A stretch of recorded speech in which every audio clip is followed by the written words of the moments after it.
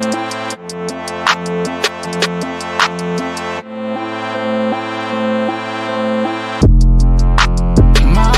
feeling like a zoo. Can't tell what to do. Hey, welcome to this episode of Getting My Cheese Back on My Cracker. And I'm Paige Benjamin of Atomic Travels. And I'm Ashley Nicole. In this episode, we're going to be discussing taking care of our parents as we deal with more improved technologies and luxuries that we've never had access to. Many of us are finding that we are at a crossroads between living and managing the responsibilities of taking care of aging parents. Is it a responsibility? How can we balance this and maintain our mental health state? Let's meet our panel. Janelle? Hi, everyone. Janelle, Traveling Fort 14 is my handle on Instagram. Not sure what else I'm supposed to say. Is that all you need me to say? What do you do? Oh, what I do. So I am a dean and professor at Widen University. I have on my Widen shirt. What else? You didn't give me intro details. Sorry. I feel like I was That's good.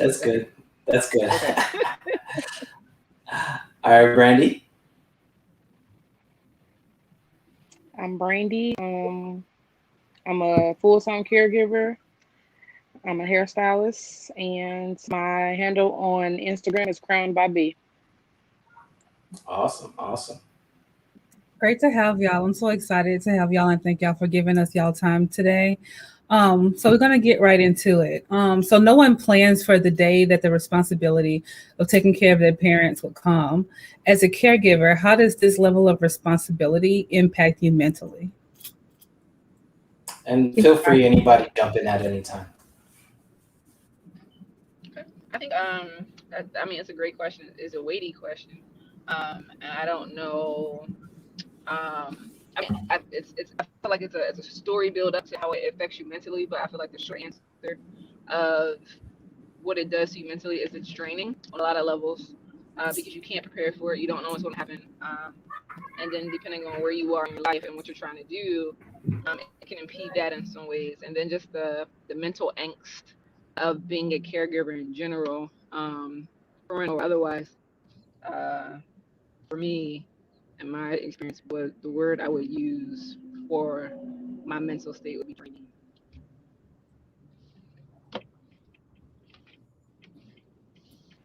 It's most definitely draining and stressful.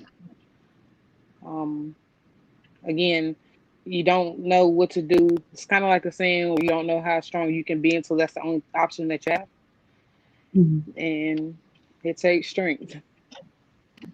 Definitely understood. So when, and if you don't mind me asking, which is it your parents or which one of your parents are you or loved ones are you taking care of? So I was the primary caregiver. My dad passed away in 2015, and so when he was diagnosed with stage 4 prostate cancer is when I became his caregiver. So I cared for my dad for the last year of his life. My mother. She had a massive stroke in 2015, which was like maybe 4 months after I had my first and only child. Mm-hmm. And I had help at first with my brother, then he passed away in 2018. So it's been me by myself since then. Okay. See, the thing is, I can kind of relate to you guys' story because, not as long as you have, but I've actually been taking care of my dad for the last 3 years, give or take a few, and I think you guys hit it on the mark. It's stressful, it's exhausting. The part that I struggle with is balancing the level of having to control and the respect for your parent, if that makes any sense, right? It's like now I am his dietitian, I am his doctor, I am his driver, and I'm also reminding him like, bro, you got to turn the water off when you're done. It's like the roles are reversed. When you was a kid, you let the water run because you just forgetful as a child, and now as they get older, some of their faculties start to go away, and you are now kind of in the role of the parent and like, come on, did you wash all the soap off your back? Did you brush your teeth? Did you do these things? And I think a lot of times we are a lot of unsung heroes, but we're also like not complainers, if that makes any sense. Like, we're not gonna go ask somebody to help us out. I think we find ourselves not necessarily struggling, right? Because people know what our responsibilities are, but I think sometimes we find it that there are a lot of people not stepping in to help us when we need their help the most. You know what I mean? So, Brandy sounds like she's agreeing. Like, so, like in my scenario, I'm the youngest of all my dad's children, and so ideally, it would have been to the oldest, but I'm the only one with the means. I'm the only one with the space, and I'm only the only one with the time. And I'm also the only one without children. So things start to kind of remove themselves as to why the others aren't responsible to take care of him. And so leaving me with the one having to care for him. And it's an emotional draining aspect, right? Because, I can't imagine having to go to chemo after chemo and then doctor's appointment after doctor's appointment, hearing not so good news single time you go. Because that was the painstaking part for me, was going to. So I got my dad at kind of a tipping point. It was he, no one really, everyone was telling me your dad is losing some of his faculties, but nobody really knew how bad, right? And so I got my dad. Actually, my dad's a vagrant, so he would go to Haiti, come back, go to Haiti, and then come back, and he would miss his Medicaid renewals, and you know how difficult it is to get that back up again. He would miss his insurance renewals, and so I literally had to start all over again just to get his services. And when I finally got them, it was a matter of waiting 6 weeks, even longer, just to get a cardiologist appointment, ophthalmologist appointment, an ENT. So I can't imagine, like, doing this, and also we're also maintaining our personal well-beings, right? Brandy, I know you mentioned to me that you're caring for some other people as well. So you have yours, another set, and your mom's, right? Yeah. Yes, if you're talking to me, I'm sorry, it's breaking up a little bit. Yes. No problem. Go ahead. Oh no, I was saying, I can't imagine you having 3 folds of responsibilities. Yeah, like I said initially, I had my baby, and a couple months later is when my mom had her stroke. So I had my older brother. We both came back and we were helping. Then he got sick and passed away in 2018, which left his 2 teenage sons. He had an older daughter, but she was on her own at that point. It left them here with me as well, and they were helping. Like, the oldest one could take my mom because my mom, like I said, she had a massive stroke. Mm-hmm. She's in her right mind. She knows everything, but sometimes she can't verbally say it, which is uber frustrating. And prior to her being sick, I worked in a nursing home. I was a CNA. And so I've had experiences with patients with dementia and stroke patients and all that. It's totally different when it's somebody you love, especially your mother. But like I said, I had them, and then I couldn't raise the boys like I was supposed to, like I should have been able to. So they did move back with their mom, but I still, with the baby boy, I still help with him. And I have my own 6-year-old daughter. But to touch on what you said about juggling the two, I think I'm just now in the last maybe year and a half almost figuring out how to balance my personal life with her. But again, there's only so far I can go. as far as like vacation, celebrating my birthday, and doing all that stuff. So it's a constant struggle. And I have to constantly remind the people around me, such as my friends and my peers, that I can't get up and go.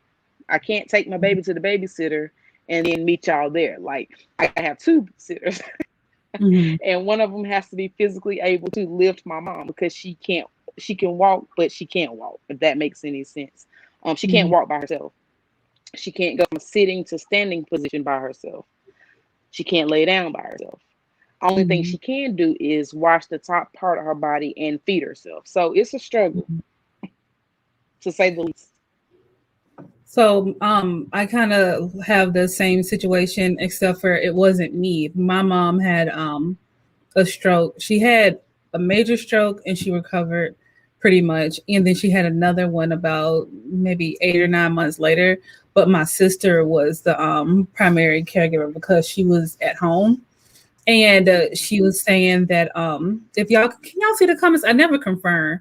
If y'all can see the comments, that's her that's talking. She was sharing that it's kind of hard because you have to adjust your life, and you also have to it's hard on the parent because they don't want to be a burden and they don't want to be asking for help, because I know that was one of my mom's things.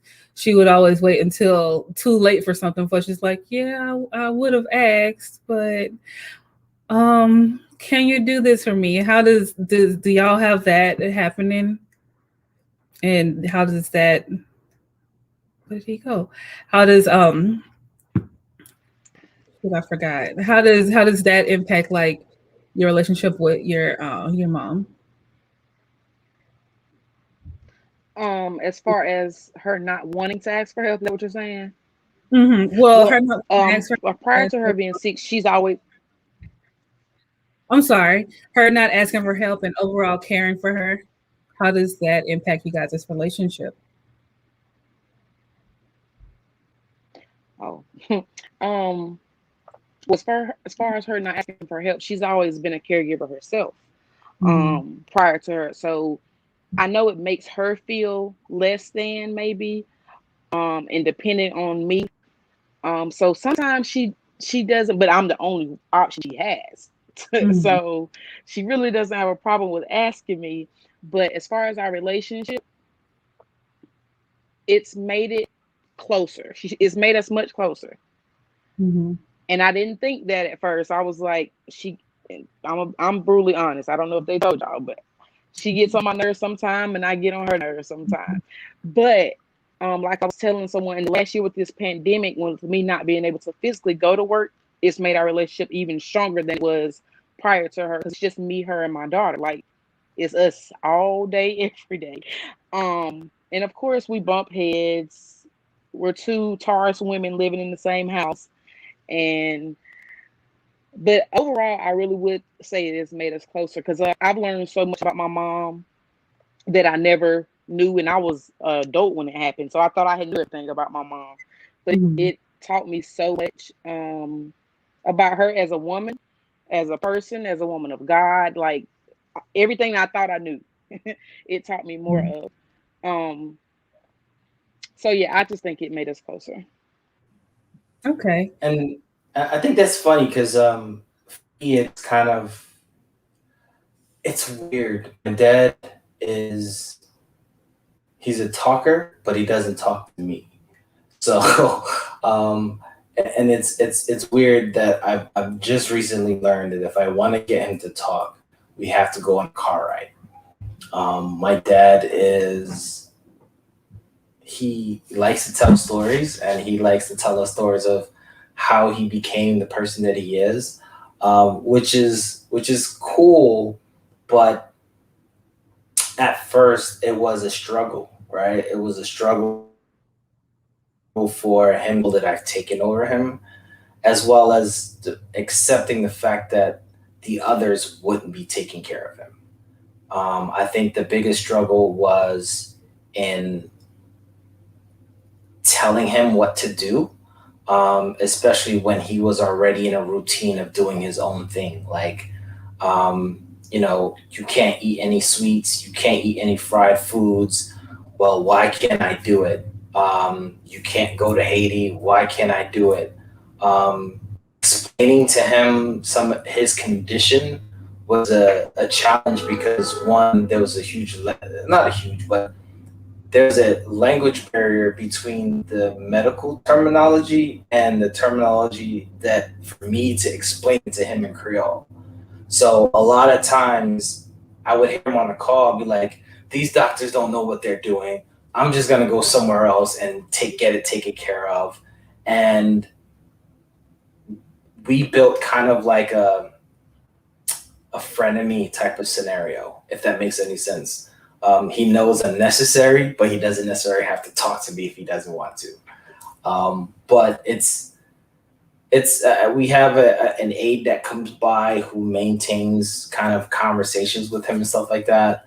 And prior to COVID, he was going to the senior center, but I think COVID actually kind of made him retreat a lot more and kind of like, I want to say he was a little depressed a little bit, but now he got the shot. My man's like, look, let's go over the world and travel. He's like, I want to go to Egypt. I want to go to Israel.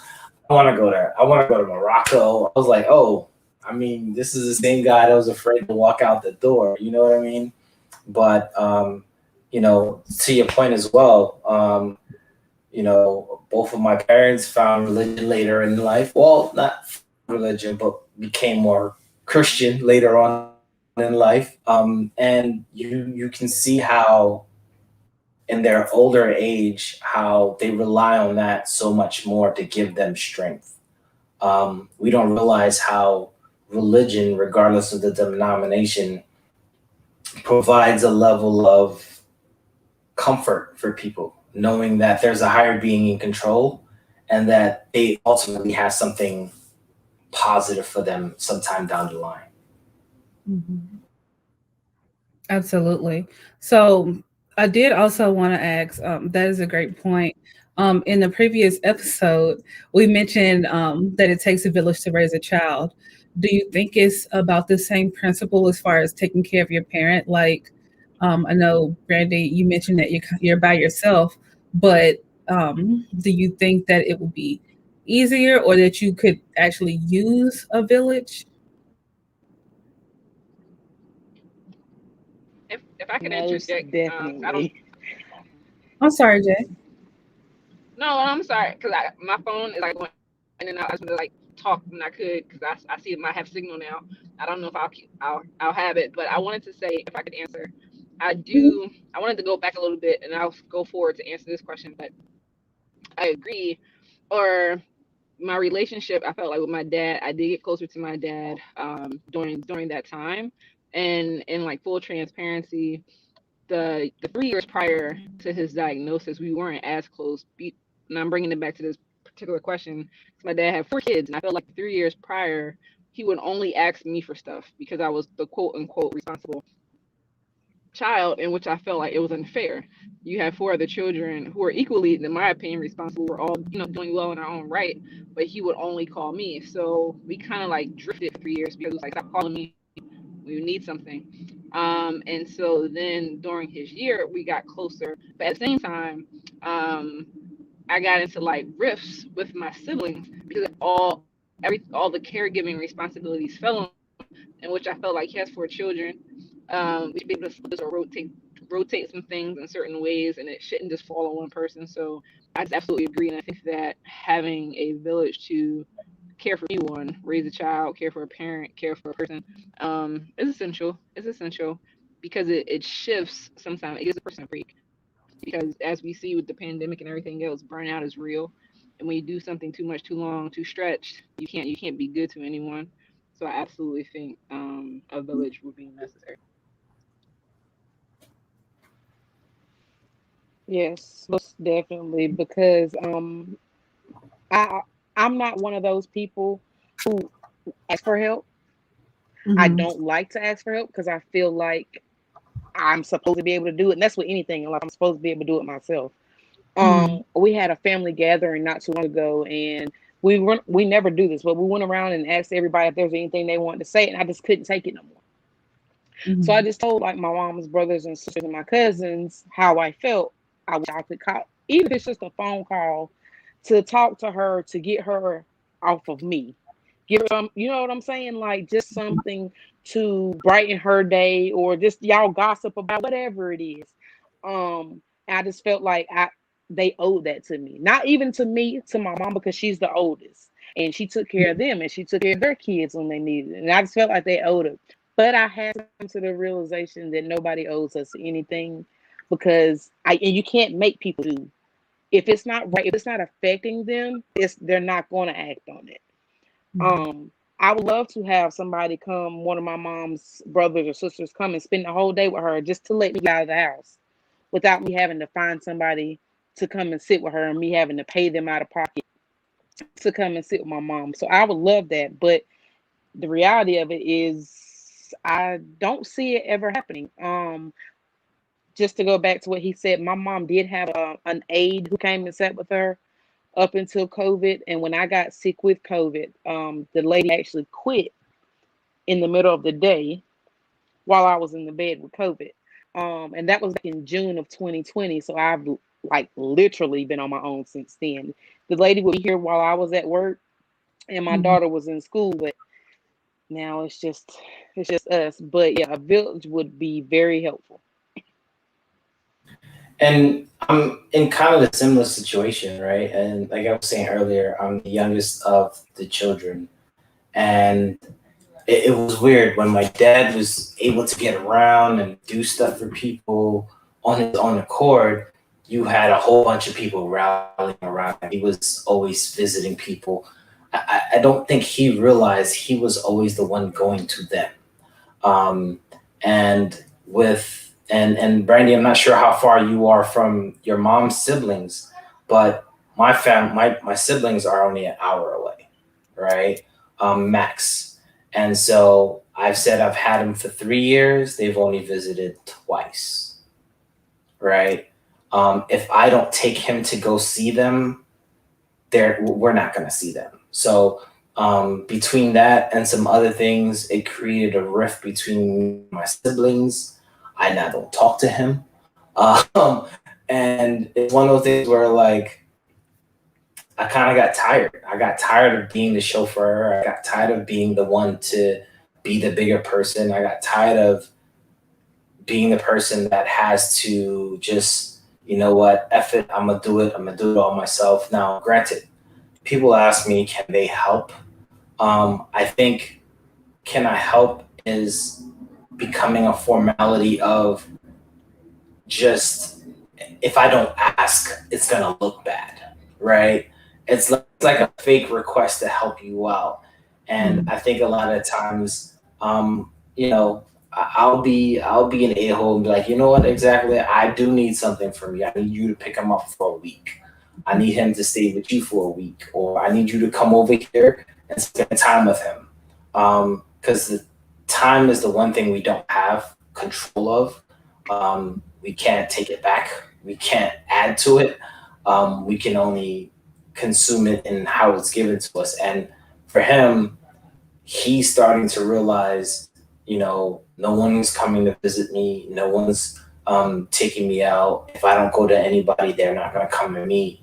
And I believe a couple of weeks ago, he was on a situation where he was like, I'm not talking to nobody unless these 4 or 5 people, because if they really cared about me, they would come visit, or they would call me, or they would this, that, and the other. Now, to some people's defense, he has a hearing loss, all right? And so if the phone he doesn't hear it sometimes.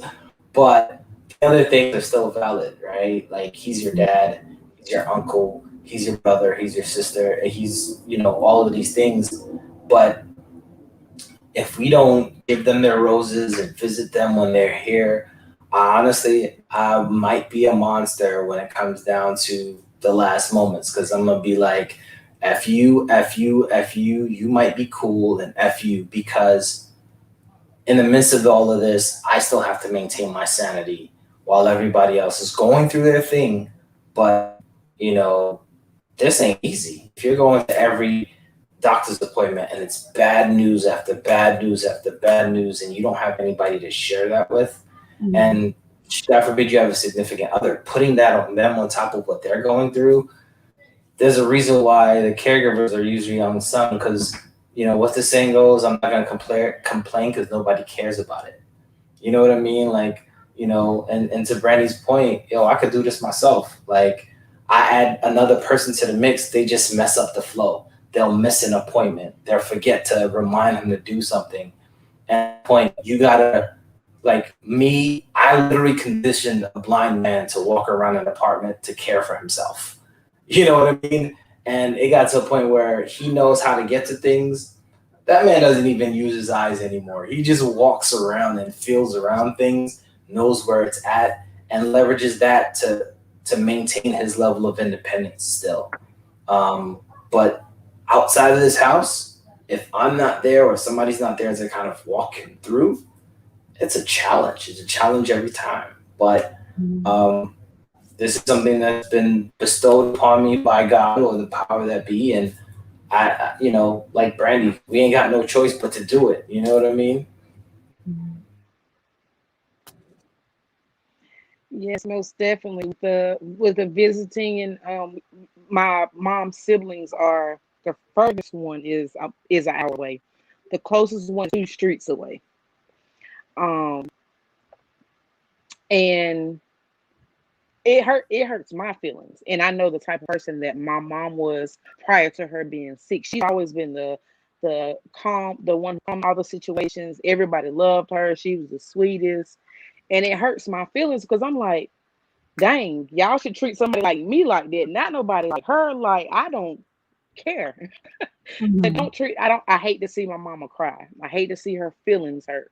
And she'll say sometimes she'll say little things like, I wonder what XYZ is doing, which in our language, I know that means you want me to take you there. But then I have to physically get you up in a car, put your wheelchair in the car, get your wheel, and everybody just looking like, well, you used to it, you know what to do. And I'm like, yeah, but help me, my back hurt. But at the same time, whenever they are around, they're like, if she's around, they're catering to her. Oh my God, she's here. What? And they try to alter our flow of our way of doing things. Well, she should go over here and sit like this, so she can't go over there and sit like that because her leg is stiff and it's going to hit. You know what I'm saying?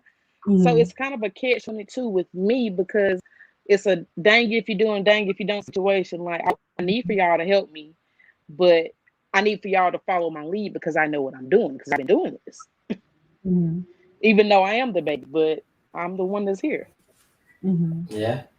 So let me ask the question: Do you think it's a cultural thing, right? Because I mean, if you look back at our ancestors, they took care of their elders up until they were no longer here, right? And we've come over here, and over time, I mean, if you look back, even slave time, like the elders were taken care of. And as time grows and we are more inundated with stuff around us, right? Do you feel as though that culturally we've changed to meet the demands around us? Because I know for me, my parents are Haitian, so we take care of our family, regardless if we got $100 or $100 million. There's nobody else to take care of them. But you and I are kind of like unicorns. Well, your scenario is unfortunate, but there's other people around that should be willing to take care of the siblings. Like, what do you think is attributing? And Janelle, I see you're back. What do you guys think attributes to the fact that there's a lack of village for the aging? Because that's kind of disheartening. I think I think it comes down to, this probably sounds terrible, but like selfishness, I feel like, because no one really wants to do it. No one, like, it's coming. You can't really plan for it. You don't want to do it. Again, like what I said earlier, depending on where you are in your life and what you're going through, it's kind of like you know, it's I forgot what quote. It's like a quote that says, it's everyone's job, but nobody wants to do it, but somebody got to do it, but like no one wants to. It's something like that. It's like, you know, and I feel like with this generation, it could be values, lack of community, lack of village, maybe also back to the selfish part, like maybe we're not asking, maybe we don't know to ask, maybe we also feel guilty about burdening someone else because we know how burnt out we are. I feel like there's a lot of layers to it. But if I could sum it up, I would hang my hat on selfishness.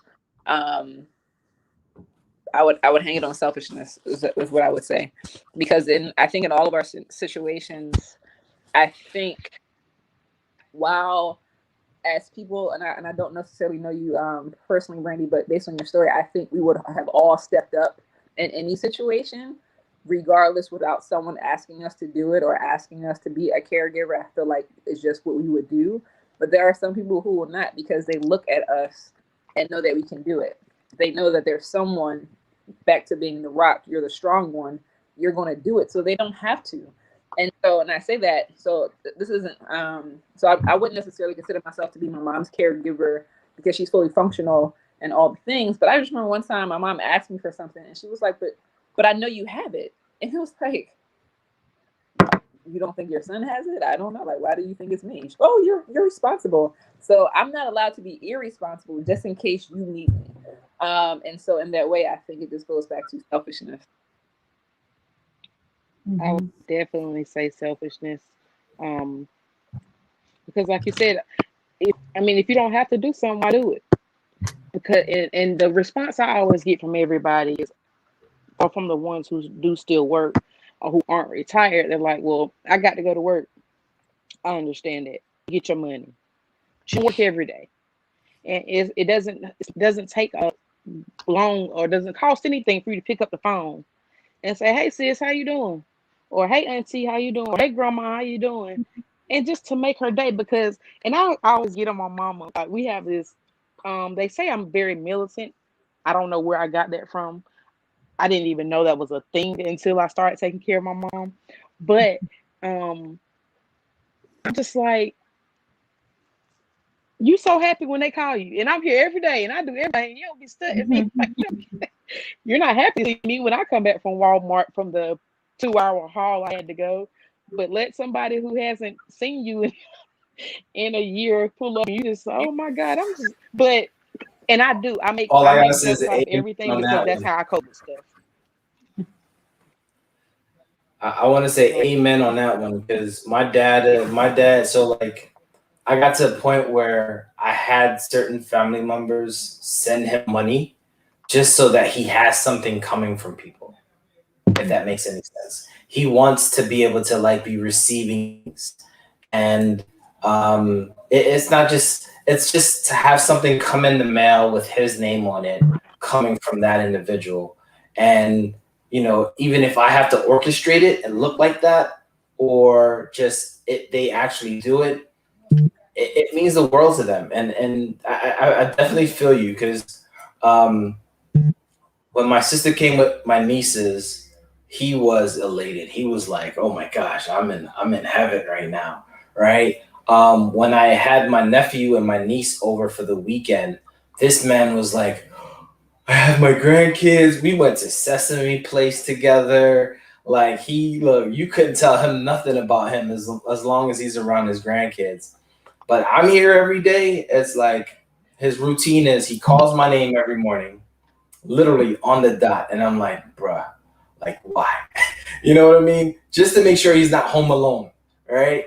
And it's like, and he'll call it 3 times. After the 3rd time, he's like, I guess he's not here. But that's the only time I hear from him all day. The rest of the day, and that's the other thing now, is they are on the phone all day long, right? With a girlfriend, a guy friend, or somebody far away. Because, you know, my dad is all about trying to maintain his memory. So you can hear him talking to his homeboys and like, hey, remember that time way back in 65? And they're like, bro, you have a good memory. He's like, yeah, my mind's still here. I ain't got no eyes and no ears, but I got this, you know? And I think there is, you know, I want to say that our villages have changed, right? I think our villages have changed to the point where, especially in the time of COVID, where no one's gonna go up and down the street or the highway. Like, I live in Jersey, my siblings live in New York. Anyone can tell you, leaving New York is like going to California to them, right? It's only a 45-minute drive, but it's a toll and it's a highway and it's too much. But they can go anywhere in New York that takes the same amount of time without hesitation. You know what I mean? I think, like I was saying earlier, our village has changed to the point where now with COVID, you know, are you guys seeing the communication increase over the phone, or are you guys seeing like it decrease? I know, Janelle, you talk to your mom periodically. She's capable, but are you guys seeing like them talking to friends and connecting more now than before? Yes and no.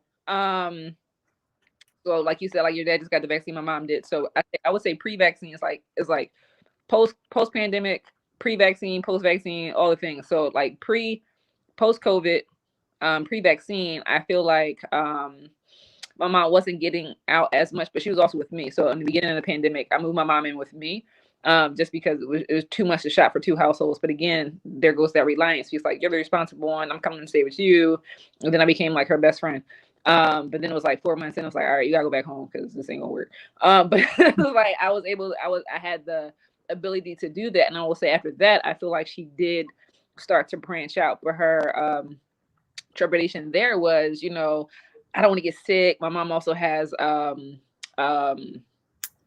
respiratory issues already, and so she was very, very scared. But now, like post vaccine for her, she's very much like, you know, let's go do something, let's get out. And she's calling everybody like, what are you doing? It's like, you know, you still have to gauge everyone else's, you know, level of comfort when it still comes to going outside and being around people or being in crowds. But now I would say she's being more social in her groups. But I also feel like, I think Brandy or Nicole may have said this, but you're inside now, and so are other people. So you slow down some that you can build those relationships in some way. So I do feel like her other friends are inside, so that way. But with me and her, I would say only during the time of, and this is not a question that you asked, but even as I say this out loud, I may have trauma. So like from being a caregiver for my father, I'm like, I'm almost holding you at bay because I know it's coming. So it's like, if I don't have to be the caregiver now, I'm gonna do what I want to do now until I have to be the caregiver. So it's, Mom, you're not coming in here all day because I got to use this time where I can go outside because one day you're gonna be like, Janelle, I need you all day. So you go over there with your friends, and you know, when you can't, I'll be there, but not right now. So I feel like now it's kind of like I kind of created some distance because it's kind of like, I just need some time. Let me get my time first. But that goes back to being selfish. Like I want to do what I want to be able to do while I can. And you know, like, what does that look like? What does that mean? I don't know. I don't know how that sounds, but that's my truth. So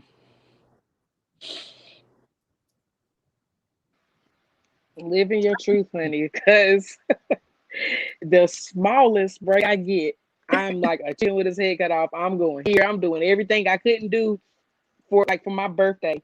My birthday was on the 2nd of May. My mom's birthday was on April 30th. Here's another thing where everything is combined with her. She was hell bent on going to the beach for her birthday and staying a week. So I had to give her a compromise to come back the day before my birthday so I could celebrate my birthday. But even me going to celebrate my birthday, I was on pins and needles. And my nephew has kept my mom multiple times, but she's still gonna call every time she can't find that certain pill. She's still gonna call so I can show him how to put her in the bed and all this stuff. So I feel like I never get a break, but I want to be selfish a little bit too. Mm-hmm. And I definitely understand on the selfish part. Well, I am selfish. I ain't gonna lie to you. Like, so I spent a lot of effort conditioning my dad to his space, right?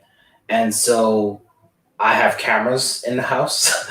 The nurse comes by every day, just about.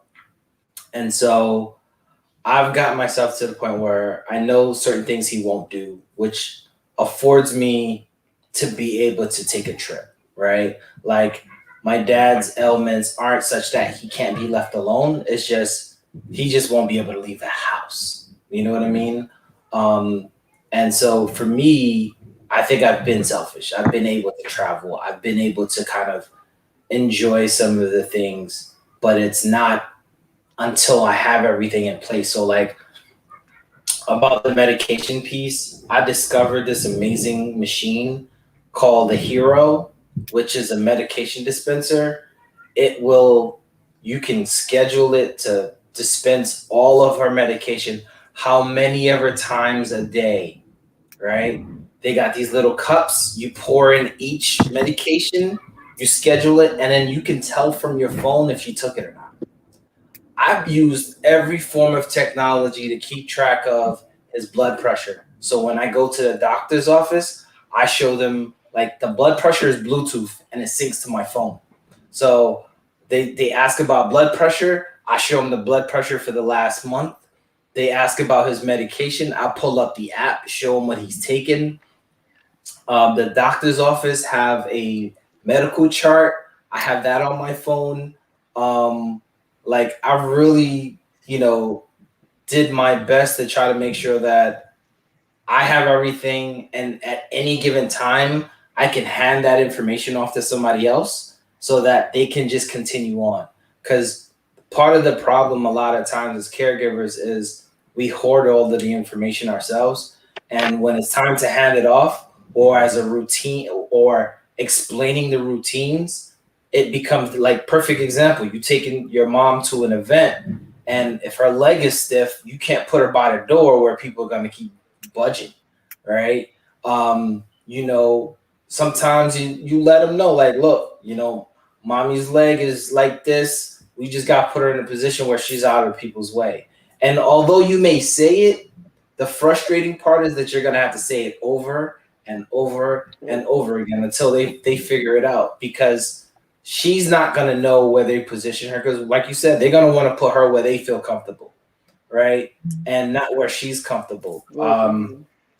But I agree, like the selfishness aspect of it as a caregiver, like you said, you get a glimmer of hope. You like, all right, bet, boom, out. You know what I mean? So that was definitely, I definitely appreciate you guys answering that, because that definitely lets me know that I'm not alone in these streets. That I hope lets other people know that what they're doing is not so far off that they're not doing a good job. Because the other part of it, that same village question is like, I constantly find myself asking people, or asking myself, am I doing this right? Right? Like, there's no manual to being a caregiver, right? There's no manual to doing these things. And sometimes I'm like, all right, he's still alive, so I'm doing it right. But from time to time, he gets mad at me. Is that normal? Or is that just part of the process? So how do you deal with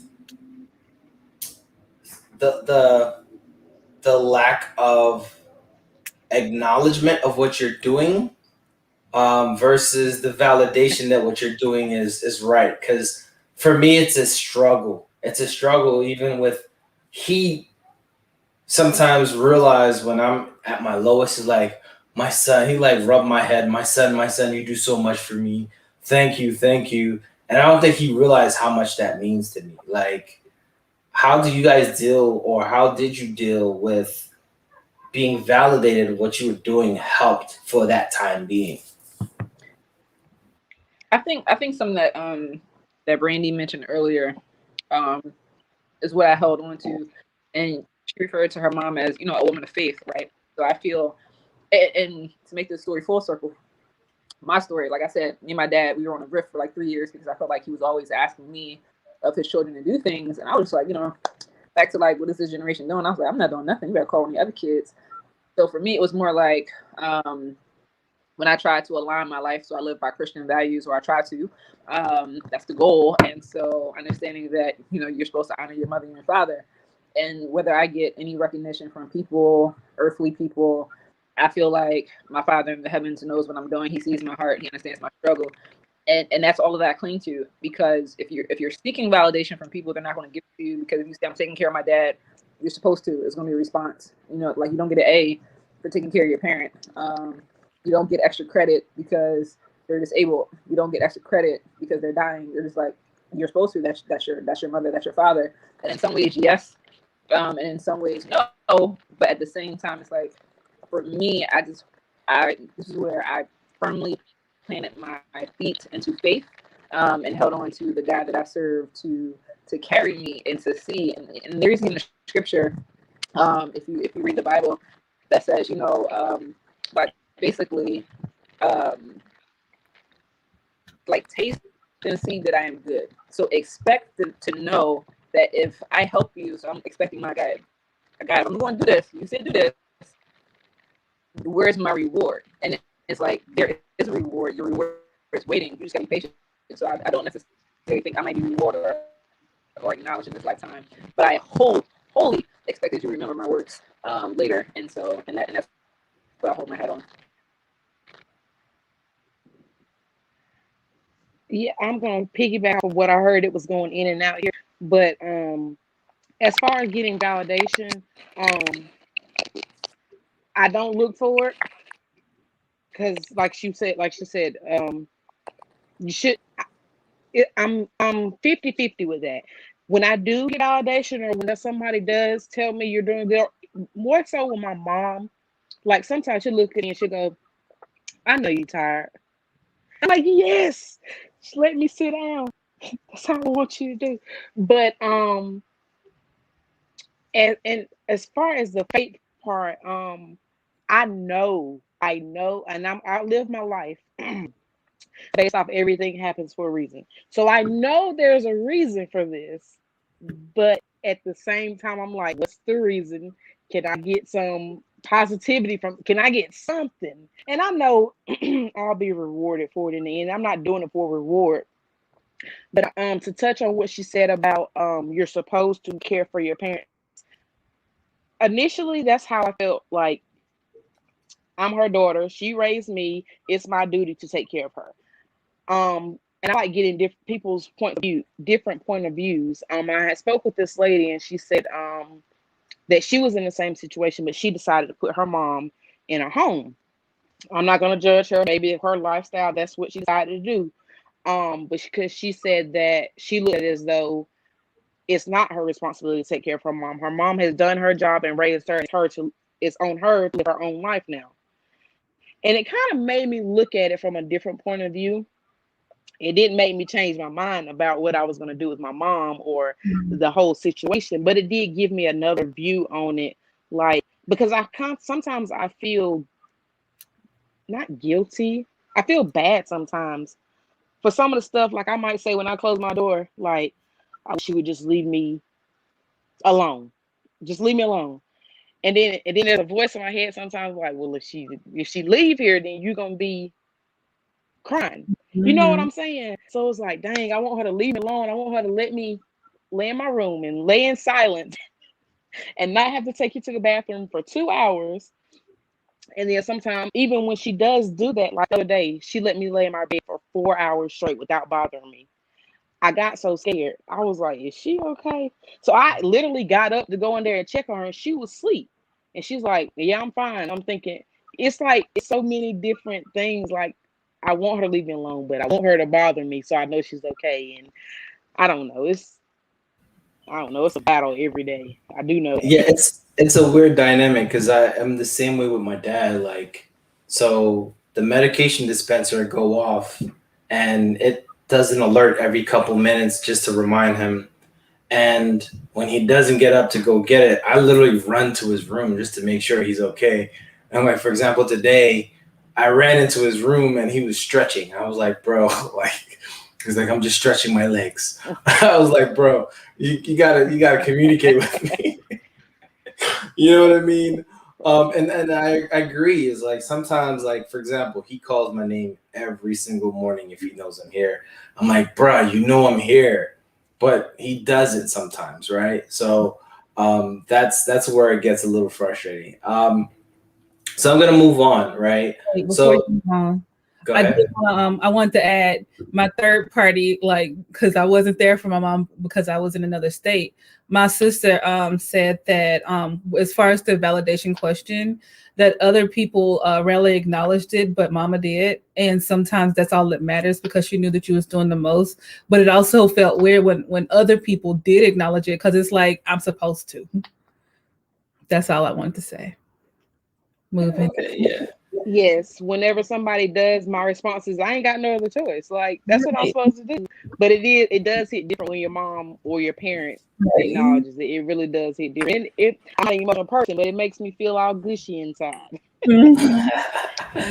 Definitely. So, the next question, right? Caregivers are often consumed with the responsibility of maintaining a quality of life for their parents that can at times consume them or even take their identity. How do you guys deal with being the individuals as opposed to just such and such as caregiver? Does that make sense? It's a good question. Because you've been doing it since 2015, right? And so your identity is synonymous with your mom's identity, right? Or your identity is now like, oh, that's such and such daughter. Oh, her caregiver, but they don't mention that you're a hairstylist, that you're a mom, that you're an auntie, that you're all these other things. So how do you guys?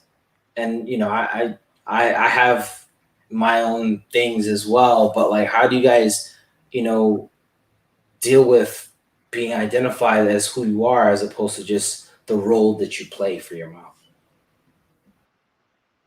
I've never thought about that. I've never tried to separate the two. I've never really acknowledged that that's how. I mean, like when you just said it, it made me think of it. Yeah, that is how people describe me. Um, I don't know, but that is something that I would want to figure out how to do. How to separate myself from just being the caregiver. I don't know. That was a good question though. And Janelle? I agree. I don't know that I've ever thought about it. That people look at me in that way. I guess they just, I don't know. I guess I also didn't define it as who I was either, because I had at the time, I had so many multifaceted roles. Actually, at the time I was a student, I was still in school, so I just had so many other identities. I don't know. Like Brandy said, I don't know until you ask this question. If I try to separate, if I thought about, or if I identified myself as the caregiver, I knew I was. When I say I was, or if somebody asks, like, or we talk about topics like this, almost like I was a caregiver. But also, I don't know if Brandy or Nicole mentioned this earlier, but sometimes like the roles are assumed too, right? And how we are raised. It's like I feel like I'm an older sister. It's like I feel like I co-raised my brother. I feel like women sometimes, I think maybe you said this, Purge, that it falls on the son. I feel like it falls on the daughter. I feel like it falls on the daughters to be the caregiver to the mothers. But I don't know. I guess it just wasn't a part of my identity unless you asked, what else I had going on. But I don't think that would have been my first description of myself. Yeah, I think for me, honestly, this is probably going to be the first time people realize I'm actually my dad's caregiver. So well, to an extent, right? So like for me, Ashley and Janelle, you guys know, I manage my travel page, and it seems like I live life, luxuriously to some people, right? But you know, I've tried. I'm all about maintaining identity of self, and not allowing other things to kind of consume who I am. And so, like I said, like for me, it was easy because a lot of people didn't see me as Paige the caregiver. They saw me as the travel guy, right? And so it gave me that autonomy to not have to feel that way. But it is something that I see a lot of people do. But I guess the other question is, you know, I think to Janelle's point, and my, especially my situation, we're not, caregivers aren't really out there screaming, "Hey, I'm a caregiver," right? Because it's just what you do. You know what I mean? Like, because once again, these are roles that we didn't necessarily take on ourselves; they were just put on us. So it's not like we're screaming from the mountaintop, "Oh, hey, by the way, I'm a caregiver." When you introduce yourself, the first few things you say aren't, "Hey, my name is such and such. I'm a hairstylist and I'm a caregiver." Like, the last thing you want to kind of do is add the caregiver piece, because subconsciously, for me at least, I don't want nobody feeling pity for me, because it's not a pity role. It's a role that I take on, and I take on, you know, very wholeheartedly. So the fact that people are learning that I am a caregiver, you know, probably give them a different perspective. Yeah, with the whole pity thing, I don't like that either. And I feel like a lot of people that know me personally may feel like she always bringing up her mom, and but it's the truth, it's the reality. Like, um, everybody doesn't have to deal with it, so they don't know it how it is. And I just feel like sometimes I'm just like, sometimes I won't answer my phone for anybody. I won't respond to a text message, just because I'm trying to mentally figure out how I'm going to get this day. Like, and my mom could be having the best day in the world, but she's still going to need me physically to help her do things. And I might not feel like getting up. I have an autoimmune disease, and I might not feel like getting up out of the bed, but I don't have any other choice. I can't pick up the phone and call somebody and like, can you come help me? That's not an option. So I don't like for people to feel sorry for me. I just like them to acknowledge and to know that what I do is what I do, and that's how it is. Like, even with the whole dating scene and stuff, like, if I meet you, I take care of my mom. I can't go on dates, sorry, and then we go from there. So it affects every aspect of your life, every aspect. You got to pay for me a babysitter for me to go on a date. Just saying. No, that's real. That's real. I do. I feel like I was only a true, I guess, and maybe that's a question that you add later, but like the definition of a true caregiver, I feel like I was only that for 1 year, but my time was so tapped. But like you said, Brandy, during that time, it was like I had no time for like extracurricular or miscellaneous, because if I did have a breath of free time, it was like either me time or trying to get like groceries for me, you know, or things for me, but not necessarily fun time. And to your point, like I remember one time, like right before my dad died, I remember like planning the trip, and I wanted to go to Thailand. It was like a pre-graduation trip to Thailand, and I knew his condition, and I knew that it was like touch and go. And I remember him saying like he wanted to, like he was in denial about like his death being imminent. And so I remember like his bathroom was falling apart, and he was like trying to redo his bathroom. And I was just like, Dad, I mean, if you know you're dying, like, you know, why are you redoing the bathroom? And he was like, the same reason you get on that flight to Thailand. And I was just like, oh, I was like, wow. But it was like crazy, because it was like, you have to do what makes you feel good. And he's like, I know that you're going to leave. But even in that moment, it was like, I was very scared to go, because I was like, if I go and I'm halfway across the world and this happens, this is devastation. But at the same time, he was like, you need to go. And I did, and it was okay. And you know, he was still alive when I got back. But I just remember in that moment, though, like thinking about like choices, like, but also still owning self, but also thinking about like really what you can't do when you're in a true caregiver role. It puts a lot of limits. I do have to leave because I got people coming in, but I do appreciate the conversation. I think it's a really important topic, and I think it's an ongoing conversation that I would like to be a part of if we, you know, do a part 2 of this later on in the future. But I definitely appreciate everyone for sharing their stories and their time, and for letting me also share my story. This is a great platform. And and a much needed conversation. So thank you, Purge. Thank you, Nicole, for putting this together. And thank you, Brandy, for sharing as well. But I got to go. Bye, guys. All right. Thank you. You're welcome. So while we wait on Brandy to jump back on, so one of the things that one of the questions I did ask myself was caregiving for me, right? I think I wasn't sure if I was even ready to do this. I think I struggled with, so Brandy, the question was, did you think caregiving was for me, right? Did you think that it was something that you can take care of? Like, it's different going from child to taking care of a child to taking care of your mom, right? And for me, it was like, and this is gonna sound morbid. I was like, I don't want him to die on my watch because I'm barely taking care of myself, right? You know, I'm a bachelor, and y'all know how bachelors live. No paintings on the walls, barely any furniture. I got no pictures of myself or anybody else anywhere in the house. So how am I gonna care for somebody with the level of care that they need? And I was scared. I was scared for several months into it. I'm still scared now, right? But I think that fear and that wanting to preserve their quality of life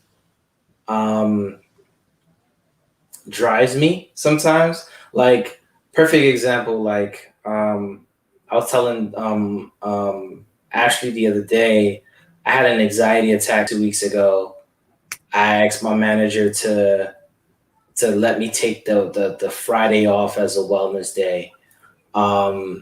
And you know, that's usually I would have ideally set that up to just like go somewhere, drive, and just not do anything. But I realized my dad wants to get out the house. So when I tell you, we drove down to Atlantic City, and we went to Atlantic City with about $200 in our pockets. We went to the casino and we played these slots for like 3, 4, 5 hours. The smile on his face and him saying, I had so much fun today, was everything. Like, you know, cooped up in the house since March of last year, right? So that means the only people he see is me, the nurse, and one other person, right? And he doesn't go outside because, once again, the news and all the people are telling him it's dangerous outside. To have him go out and really be like, yo, this was the best day ever. And I was just like, all right, I think I'm doing it right. I think I can do it.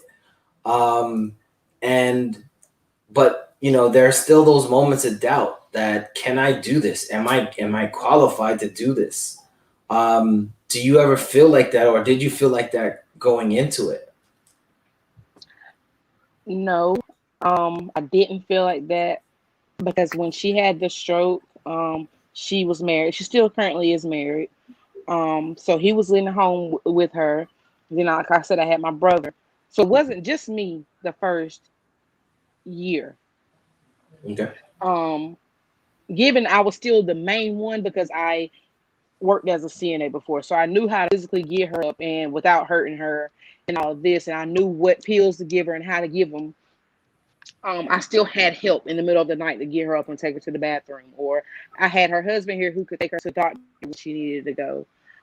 So initially it was just another thing, just another day, with her being in her condition. And then after her husband moved out, and then it was just me and my brother. And then my brother was like, he was the oldest. He was my backbone. Like he couldn't mentally take it, but he could be a person in the house with her. And he could take her to the bathroom, but he couldn't, the crying that she would do when she was hurting, or her getting frustrated when she couldn't verbally say what she wanted to say. Couldn't take that. Mhm. And then it was left out to just me. I'm scared to death to come out of my room and to walk past her room. And like I said, I worked with the dead before. I did all that before, but it's different when it's your mama.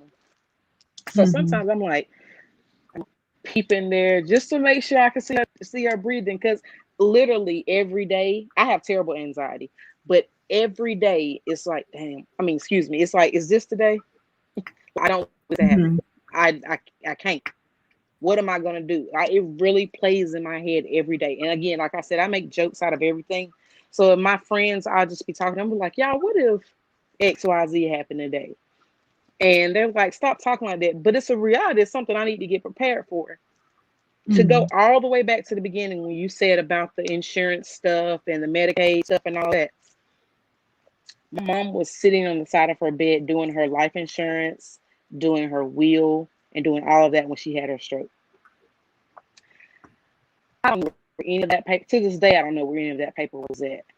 Mhm. She knows exactly where her life insurance was at, who it was through, but she couldn't, right after it happened, she couldn't verbally tell me. So it ended up lapsing. I had no idea that it had lapsed until maybe a year and a half ago. And I'm like, you ain't got no life insurance. What are you gonna do? So I had to start all over and do the whole waiting period and everything like you were saying. But now that was scary to me, the paperwork side and getting everything and the what is it called when you are over their Medicaid, medical and Medicaid. whenever I'm the person over her medical thing. I can't remember what it's called. Oh, Anyway, what is that power of called? attorney. A power of attorney. Getting that done, paying the lawyer, like all of that was very, very scary. I can do the physical part, but that part I wasn't that because I was the baby. She used to do all that stuff for me. Mhm. But to go back to what you were saying, I'm scared for something else bad to happen to her. Mhm. I'm not scared of doing what I do. I'm just scared of whatever was the inevitable happening, whether I go before her or her before me. But my anxiety is terrible. Mhm. I have terrible anxiety from it. Which I'm currently working on. So Oh, yeah, I, and that's a good follow up, right? So right go ahead, before you Ashley. follow, oh yeah, before you follow up, I think my mom was fortunate because although I wasn't able to be there, she did have three daughters, and so while my twin sister was like the primary, at least she could depend on my other sisters. But I think it was scary for them because they're there, but it was scary for me every day because my phone is on. Paige knows, but my phone lives on do not disturb. But my mama's phone number was like emergency bypass. If anybody calls from the house, it doesn't matter what time, I'm going to get Right. that call. And I would just be awake, just looking at my phone sometimes because I'm like, is anybody going to call? Is something happening? Is this tonight? Is this today? Like, what's going to happen? So, and even as far as like being able to take care of her, I remember when like the second time she had the major stroke, and I flew home, and we were all sitting in ICU together, waiting for the doctor to come back and trying to decide, okay, what now? I think whenever it comes to okay, it's time for me to take care of my parent, I don't think there's anything that it can be aside from scary. I know we all get into like our fight or flight, and it's like, that's my mom, I'm taking care of her. But in that same vein, you also be like, that's my mama, I'm taking care of her. Me, I'm taking care of her. And it's scary. Most definitely. And Yeah. like he was saying, whenever I had my baby, I was like, I gotta be responsible for another person. And then my mama got sick. I'm like, oh, I gotta be responsible for two people. Me, Mhm. I can barely remember to eat myself. Right. Um, and no, seriously, like I'm that person. Like I forget crazy stuff all the time. But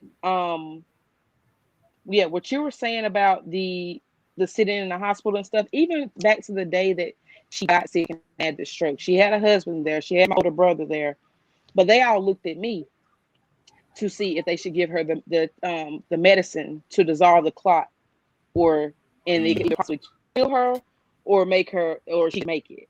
And they are looking at me because I had the medical background and I was in college with a for a nursing degree at that time. So they're all looking at me and I'm like, so that was like me it foreshadowing what the rest of her days were going to be, or up until this point, her days with me, because everybody's looking at me and I'm like, I don't know. If I make the wrong decision, then you know what I'm saying? Right. I don't know. So I guess my follow-up question is, how do you, if you ever do get a chance to decompress, how do you decompress? Because I know for me,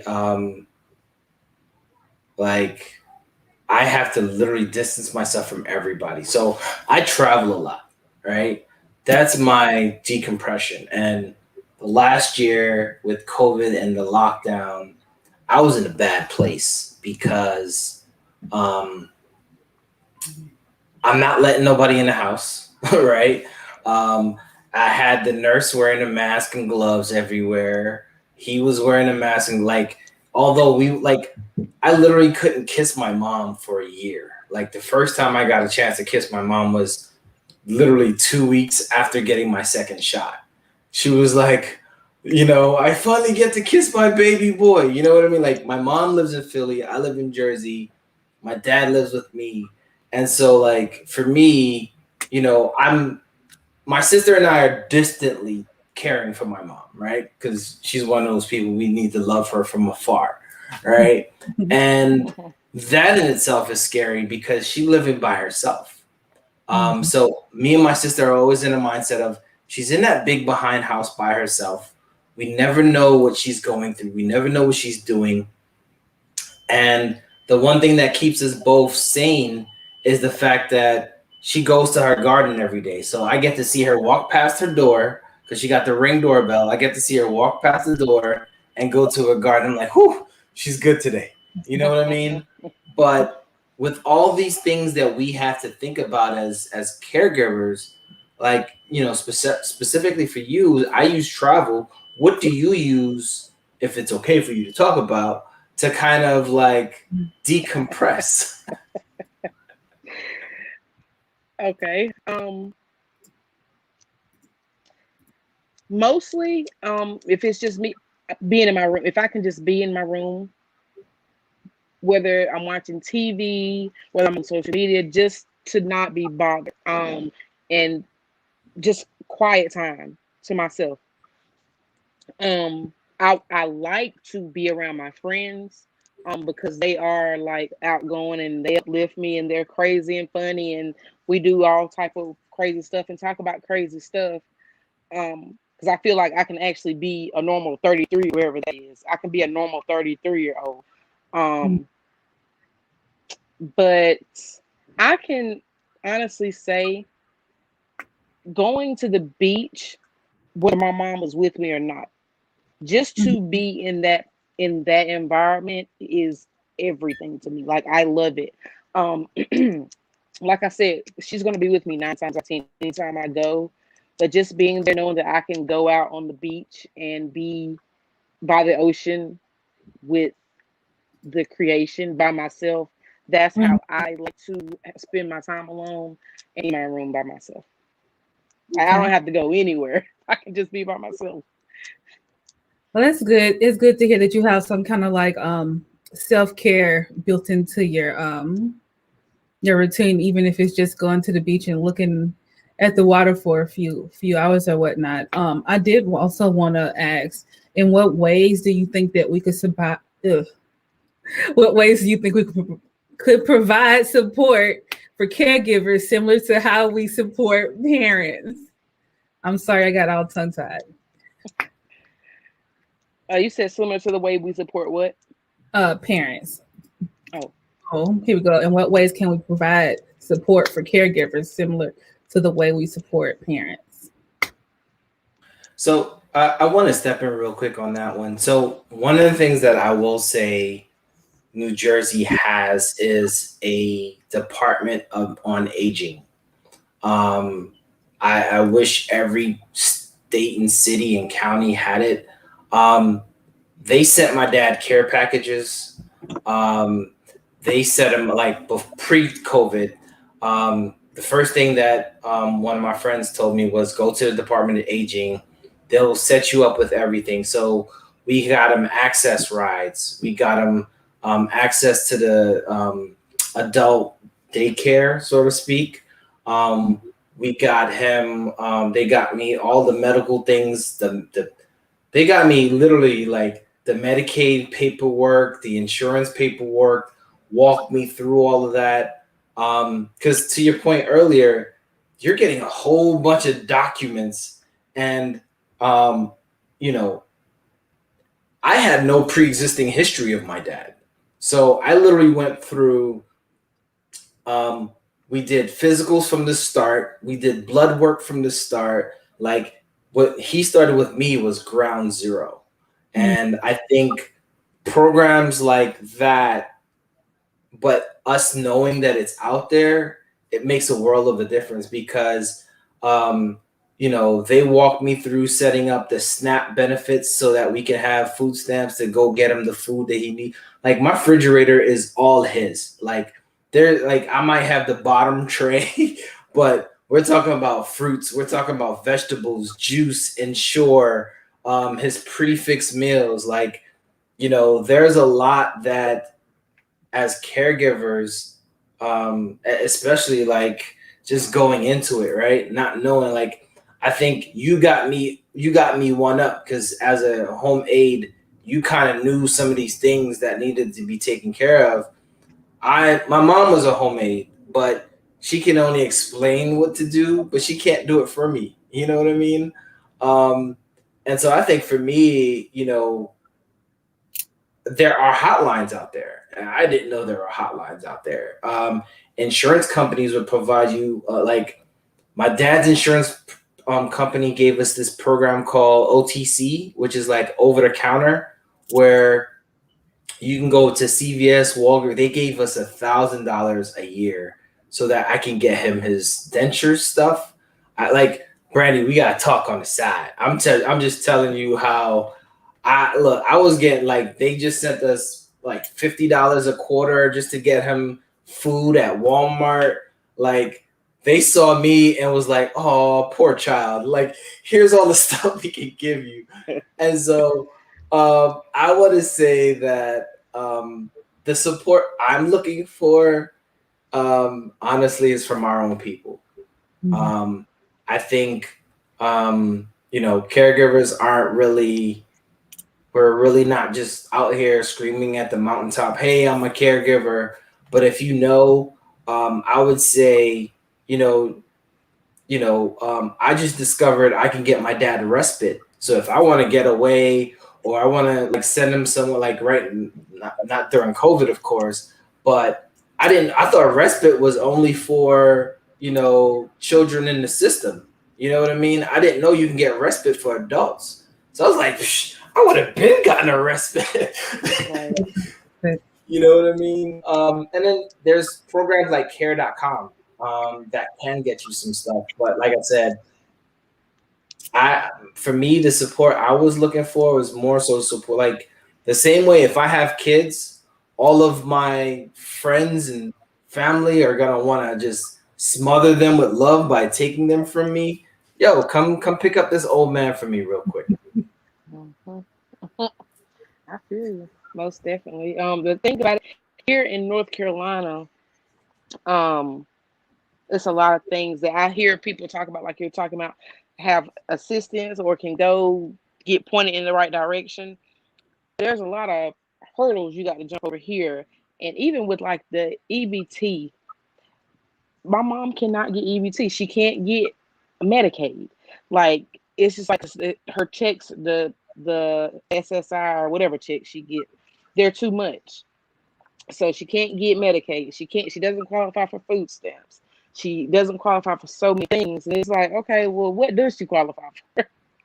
Can I get some help? But as far as me personally, just asking, am I okay? Even if you can't do nothing about it, let me vent. Let me vent to you. Let me tell you what this crazy lady did last night, or whenever she's supposed to have been in the bed. Or quick story, my mom has a motorized wheelchair now that somebody finally gave us the name of the company who we could go through, who would help her get a motorized wheelchair. They would pay for her CNA to come. And they actually remodeled our bathroom. So there's a couple, but you just gotta know the right people. But anyway, she was in her motorized wheelchair. I ran to Lowe's to go get something to fix on the house, and I came back. She had to went down the ramp in our gravels and had got stuck. I have a ring light, so my ring, it went off on my phone, and I looked and I thought maybe she was just going down to the edge of the ramp. No, when I got back, she was out of view of the camera, and she was over there stuck. So I said, I can't leave you alone for nothing. But it's just times like that that makes me like, she still has her own identity. But as far as the question, what kind of support, just ask me, am I okay? Even if you can't physically do nothing for me, encourage me, let me get to you. No, I'm all right, I'll figure it out. Okay. Yeah, I mean, and that goes a long way, asking, are you okay? You know what I mean? It will follow a venting session, but you asked for it. you know you know what I mean? It'll be a long, are you okay? Like, you sure you want to know if I'm okay, or are you just asking to be polite? Because don't ask me if I'm okay if you go if you're just asking just to be polite. And so, yeah, I think this was definitely do you have any like closing remarks that you want to leave people, like based on your experience?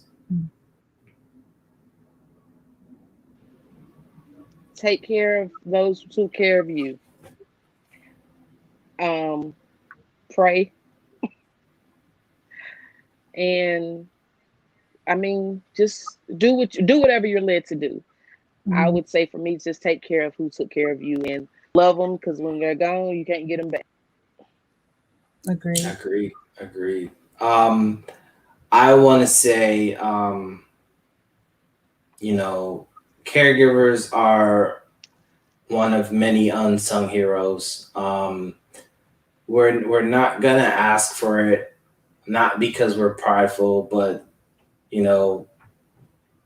it's one of those things where I think, as Brandy stated, it's our job, but if you do see us and it looks like we're struggling, step up, help out, however it can be. If it's a phone call, like Brandy mentioned, or just stopping by and visiting, I will say one of the best things that happened for me is the young lady that I met bought my dad a recliner, and it brings both of us joy when we see him fall asleep in the recliner in the afternoon. The sun is facing inside the living room, so he'll just be in a recliner like this. It's those little kind things that go a long way. And as she said, plays dominoes with him, especially when I don't want to play dominoes with him. It's those gestures that really help caregivers or people dealing with an older parent. Just give them a glimmer of hope that there are kind people out there that sees the hard work that they're doing. I think to Brandy's point, it's not always a, attaboy. It's a, can I give a hand? You know what I mean? Especially for those that don't have the luxury of being able to step away without their older parents. So Brandy, you mentioned you're a stylist. So can you tell us, how can we find you, and what's your IG again, so that people could check these amazing hairstyles? And they're actually, because I looked at them. So I'm a new stylist. I started in August I started taking it seriously in August 2020 because I was sick with COVID. I got recovered and I had to stay home with my mom because her CNA was over here. So I had no other choice. Like I said, I believe everything happens for a reason. But my IG is Crowned by B. Crowned is spelled with a Q. by just the letter B. And my Facebook is Brandy with an I, Brandy B, like it is on here. I'm in North Carolina, and Where in North Carolina, if you don't mind me asking? I'm in Albemarle, which is like 45 minutes away from Charlotte. Okay. Okay, cool. It's a little small town, but yes. So y'all come and support me. I'll actually be in Charlotte at the end of the month, so we can definitely talk. I was telling my friends, I was like, everybody on here has locks. I should have let my locks show today. My mom said, "You gonna cover your locks up?" I said, "Yeah, I don't know what look they're going for, so I'm gonna cover them up." Oh, nah, we all team natural here. We team natural here. All right, well, thank you very much. Stay on. Ashley, you want to close this out? Thank y'all for coming. Thank you so much, Brandy. It was great hearing your story and how you're dealing with just the changes on taking care of your mom. Thank you, everybody that popped in to be with us. And that's all we got for y'all. We'll see y'all in 2 weeks. All right, and don't forget to subscribe, like, comment, and share. And if you get a chance, enable that notification button so you know the next time that we go live. All right, peace.